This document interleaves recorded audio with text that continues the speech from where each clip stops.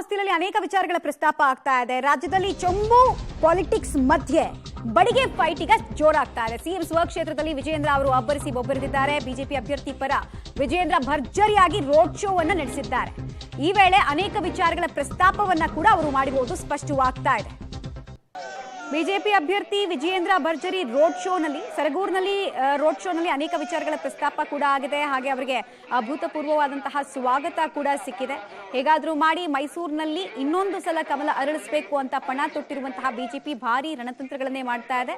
BJP ಅಭ್ಯರ್ಥಿ ಆಗಿರುವಂತಹ ಯದುವೀರ್ ಪರವಾಗಿ ಬಿಜೆಪಿ ರಾಜ್ಯಾಧ್ಯಕ್ಷ BY ವಿಜೇಂದ್ರ ಅವರೇ ಅಖಾಡಕ್ಕೆ ಇಳಿದು ರಣವ್ಯೂಹಗಳನ್ನು ರಚಿಸ್ತಾ ಇದ್ದಾರೆ.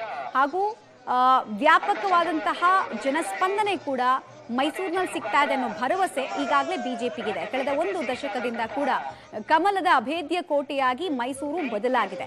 ಸೊ ಅದನ್ನೇ ಇನ್ನೊಂದ್ಸಲ ರಿಪೀಟ್ ಮಾಡಬೇಕು ಅನ್ನೋ ತವಕ. ವಿಜೇಂದ್ರ ಅವರು ಇದೀಗ ತಾನೇ ಆಗಮಿಸುತ್ತಿದ್ದಾರೆ.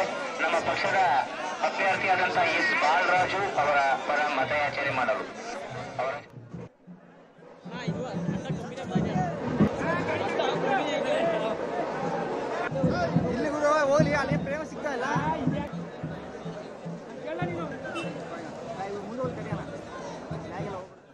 ಬಿಜೆಪಿ ಅಭ್ಯರ್ಥಿ ವಿಜಯೇಂದ್ರ ಭರ್ಜರಿಯಾಗಿ ರೋಡ್ ಶೋ ನಡೆಸ್ತಾ ಇರೋದನ್ನ ನೀವು ಗಮನಿಸ್ತಾ ಇದ್ದೀರಾ. ಅವ್ರಿಗೆ ಸಿಗ್ತಾ ಇರುವಂತಹ ಸ್ವಾಗತ, ರೋಡ್ ಶೋ ಇಂದ ಸಂಘಟನಾತ್ಮಕವಾಗಿ ಲಾಭ ಆಗುತ್ತೆ ಅನ್ನುವಂತಹ ಲೆಕ್ಕಾಚಾರ ಕೂಡ ಬಿಜೆಪಿಗಿದೆ.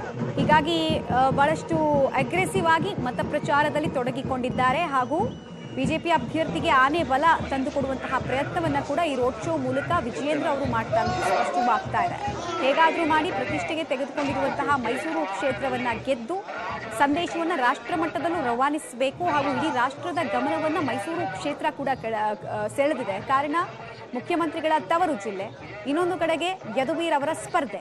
ಸೊ ಇದೆರಡರ ಲಾಭ ಲೆಕ್ಕ, ಜೊತೆಗೆ ಜಾತಿಗಳ ಸಮೀಕರಣ, ಮತಗಳ ಕ್ರೋಢೀಕರಣ, ಈ ಥರ ಅನೇಕ ವಿಚಾರಗಳ ಕಡೆಗೆ ಫೋಕಸ್ ಮಾಡ್ತಾ ಇದೆ ಬಿಜೆಪಿ. ಹೀಗಾಗಿ ಪ್ರತಿ ಕ್ಷೇತ್ರವನ್ನ ಗಮನದಲ್ಲಿಟ್ಕೊಂಡು ಇಂಪ್ಯಾಕ್ಟ್ ಮಾಡುವಂತಹ ರೋಡ್ ಶೋಗಳನ್ನ ಕೂಡ ನಡೆಸ್ಕೊಂಡು ಬರ್ತಾ ಇದ್ದಾರೆ. ಹಾಗೂ ಅವರಿಗೆ ಸಾಥ್ ಕೊಡ್ತಾ ಇದ್ದಾರೆ ಸಾವಿರ ಸಂಖ್ಯೆಯ ಬಿಜೆಪಿಯ ಕಾರ್ಯಕರ್ತರು. ಬಿಜೆಪಿ JDS ಒಂದಾಗಿ ಹೇಗಾದ್ರೂ ಮಾಡಿ ಕಾಂಗ್ರೆಸ್ಗೆ ಟಕ್ಕರ್ ಕೊಡಬೇಕು ಅಂತ ಹೇಳಿ ಪ್ಲಾನ್ ಅನ್ನ ಮೈಸೂರಿನಲ್ಲಿ ಮಾಡ್ಕೊಂಡಿದ್ದಾರೆ. ಈಗಾಗಲೇ ಅನೇಕ ಸಮಾವೇಶಗಳನ್ನ ಕೂಡ ನಡೆಸಿದ್ದಾರೆ. ಹಲವು ಜಾತಿಗಳ ಮೀಟಿಂಗ್ ಅನ್ನ ಕೂಡ ನಡೆಸಿದ್ದಾರೆ.